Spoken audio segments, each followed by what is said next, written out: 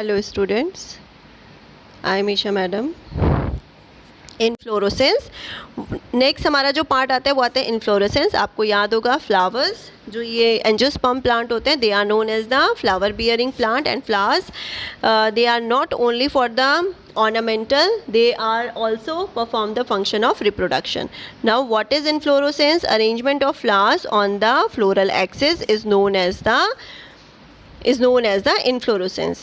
Main inflorescence is of two type. Number one, racemose, and the second one is cymose. What is racemose and cymose? So this is the diagram for the differentiation. Racemose,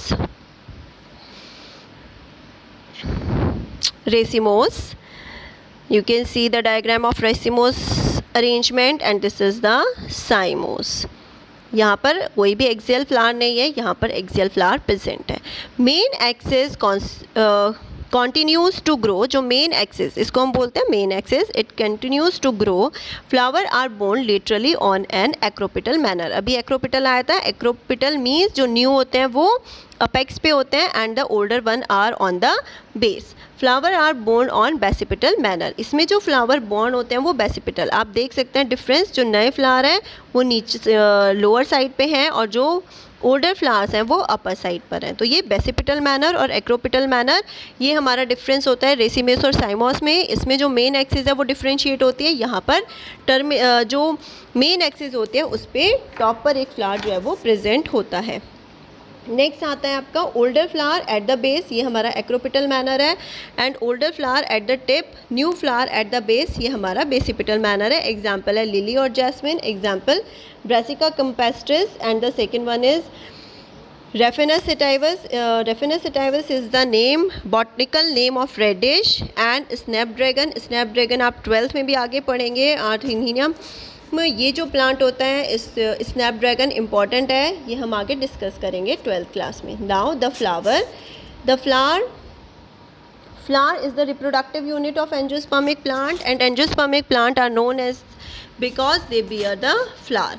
Now the flower consists of four whorl. Number one, calyx, जो आप green colour आपने पढ़ा भी है 10th class में। calyx, the outer whorl of the flower is known as calyx. It is of green in color, corolla colored, and second whorl of a flower. Third one is androecium, and the fourth one is gynoecium. Androecium is the male reproductive organ or part, and gynoecium is the female reproductive part.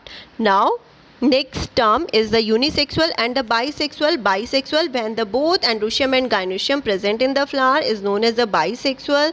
Unisexual, when a flower having either only stamen or only carpel, they are known as a unisexual. Uni means single. Uni means one type of sex organ present in one body is known as the unisexual flower. Now we talk about the symmetry. Symmetry is of two type, actinomorphic and zygomorphic. When the flower is radially symmetrical, हम ये zoology में भी पढ़ चुके हैं, जब हमने पढ़ा था सिमेट्री पढ़ी थी तो रेडियली सिमेट्रिकल हमने पढ़ा था। ठीक उसी तरह से फ्लावर भी हमारे लेटरली सिमेट्रिकल और बाइलेटरली सिमेट्रिकल होते हैं। Radially symmetrical means when flower can be divided into two equal halves in any radial plane passing through the center. If we cut, mostly circles के अंदर अगर हम किसी भी पार्ट से कट करें तो यहाँ पर क्या होता है, किसी भी पार्ट से हम कट करें टू इक्वल हाफ में कट हो जाता है, बस ये पॉइंट जो है वो सेंटर से जाना चाहिए। तो एक्टिनोमॉर्फिक या रेडियली सिमेट्रिकल, जो रेडियली सिमेट्री जो होती है वो यही होती है कि फ्लावर को हम किसी भी पार्ट से डिवाइड करें वो टू इक्वल हाफ में डिवाइड हो जाता है। Now bilaterally symmetrical, when a flower can be divided into two similar halves only in one particular vertical plane. जब हम किसी फ्लावर को किसी एक पर्टिकुलर प्लेन से काटें और वो टू इक्वल हाफ में डिवाइड हो तो उसको हम जाइगोमॉर्फिक और बाइलेटरल सिमेट्रिकल फ्लावर जो है वो कहते हैं। एग्जाम्पल एक्टिनोमॉर्फिक में आते हैं mustard, datura and chilli, while a zygomorphic pea, gulmohar, bean and cassia. Now asymmetric plant, उनको फ्लावर जो होते हैं उसको हम किसी भी प्लेन से कट करें वो 2 इक्वल हाफ में डिवाइड नहीं होते. A flower is asymmetric if it can not be divided into 2 similar halves at any vertical plane passing through the centre. तो उनको हम एसिमेट्रिक प्लांट कहते हैं. एंड द एग्जाम्पल इज कैना.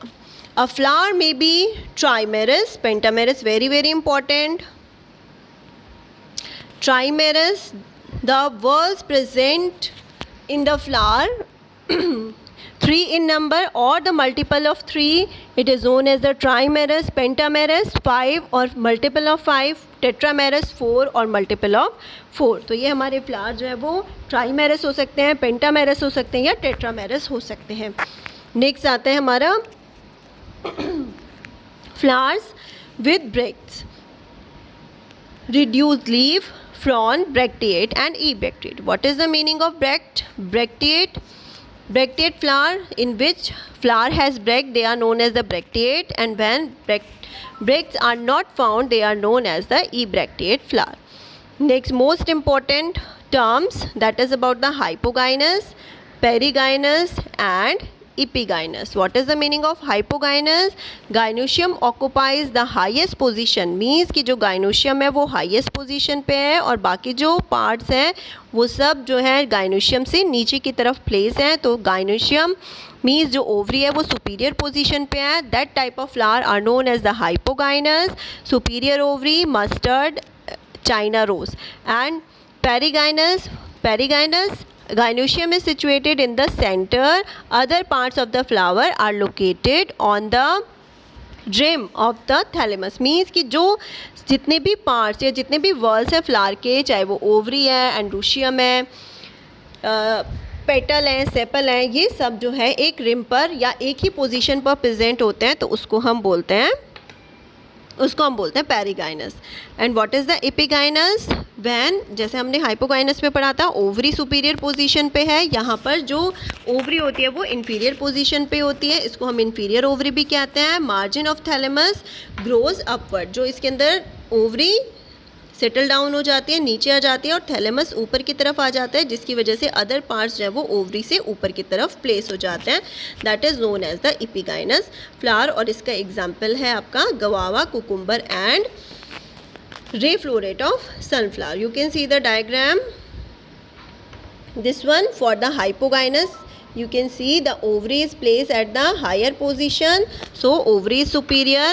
This is the inferior ovary, this is the perigynous flower, and this one is the epigynous, where you can see ovary is situated at the lower position and other parts of the flower are at higher position. They are known as the epigynous. So this one is epigynous, perigynous and this one is the hypogynous. Next, calyx. The single unit is known as the sepal. They are of two types, gamosepalous and the polysepalous. Gamosepalous, when the sepals are united or the fused, they are known as the gamosepalous. And polysepalous, when the sepals are free, they are known as the polysepalous. Corolla, gamopetalous and polypetalous, same sepals की तरह जैसे gamosepalous और पॉलीसेपलस, उसी तरह से gamopetalous and polypetalous जो है वो होते हैं. नेक्स्ट आता है हमारा aestivation. Again important part two learn and family, angiospermic family. So that is the aestivation. You can C aestivation 1, 2, 3, 4 type. Number 1 velvet estivation, number 2 twisted, number 3 imbricate and number 4 is vexillary. You can also see the difference between all 4 of it. What is the velvet estivation? First of all, what is estivation? Estivation meaning the mode of arrangement of sepal and petal. जो arrangement होता है जो arrangement होता है sepal और petal का, that is known as the aestivation and it is of 4 type. ये 4 type का होता है. वेलवेट, व्हेन सेपल्स और पेटल इन अ वर्ल्ड, जो इनके जो कॉर्नर्स हैं वो एक दूसरे को कट नहीं करते, सिर्फ टच करते हैं.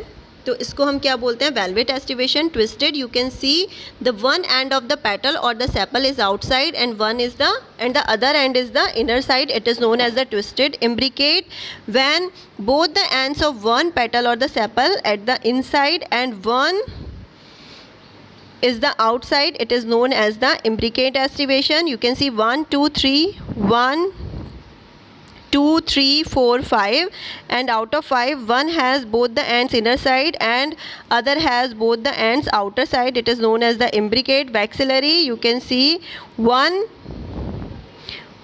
is the, you can see one, this one is at bigger at the one side, these are the lower side, and this is the attached or the joint petal or sepal. This is the special characteristic of the family Leguminosae. There are 5 petals. The largest is known as the standard. Overlap the 2 lateral petals, they are known as the wings, which in turn overlap the 2 smallest interior petals, that is keel, also called papilionaceous. इनको हम papilionaceous भी कहते हैं. And this is the characteristic feature for the family Papilionaceae. This is about your class. Other parts we discuss later. Thank you, class.